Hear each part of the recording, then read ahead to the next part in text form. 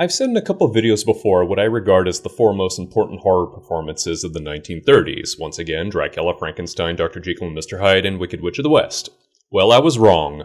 Wrong, king wrong. My friends, there is a fifth horror icon that belongs on that list, one whose influence is quite possibly even greater than all of the other four. If you're watching this video, you already know who I'm talking about, the eighth wonder of the world, King Kong.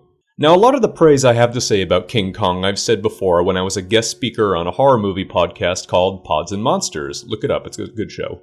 To avoid repeating myself too much, I'm just going to recap those strong points really quickly. First of all, the original 1933 movie is one of the most exciting monster movies ever made. I don't care if it's dated or how many people try to slam modern politics onto it. It is what it is, a simple, fun adventure story.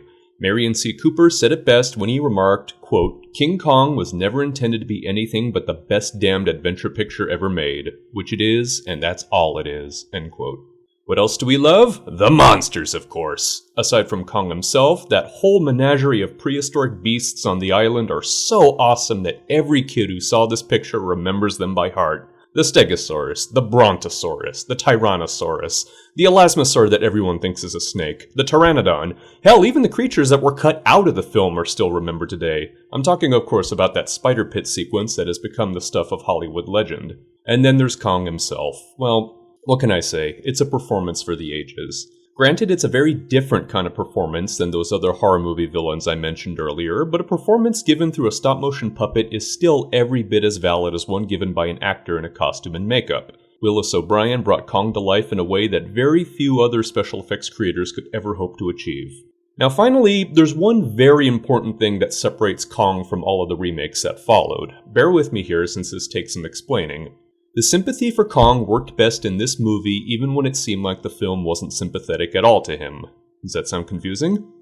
The most effective kind of storytelling is showing, not telling, and the 1933 version of Kong had enough confidence that it could show you Kong's suffering without having to hit you over the head into feeling sorry for him. In every King Kong remake that followed, there was always a character, maybe it's Jessica Lange or Naomi Watts or whoever, who has to cry and scream and protest, "Don't hit Kong! You hurting Kong!" and so on.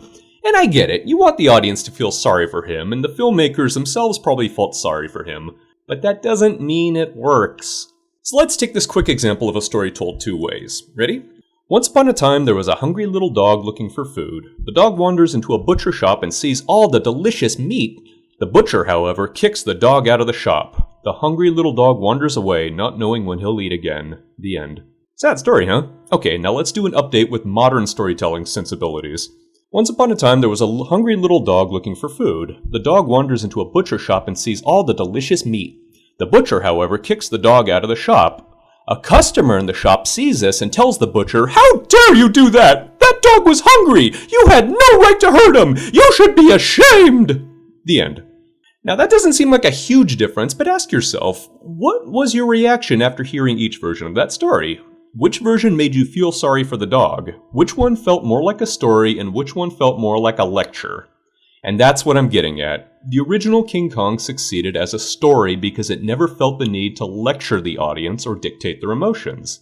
It is sad that the characters in the film don't really feel sorry for Kong, but guess who does? The audience! And that's what matters the most. And you know what? It works. By the end of that film, it is nearly impossible not to feel sorry for poor old Kong, and that one close-up of him when he realizes that death is coming, and that sad, sad look on his face when he looks down at Andero for the last time. Good God. You don't need to be told to feel sorry for him. It's all there, and it works. Now feel free to disagree with me or explain your own viewpoint in the comments below, but to me it was this confidence and understanding in their characters and storytelling that made the original King Kong more emotional, more memorable, and more beloved than any of the remakes that followed. It's easily on my top 10 list of best horror movies ever, and I'll always be eager to watch it again. Hail to the King.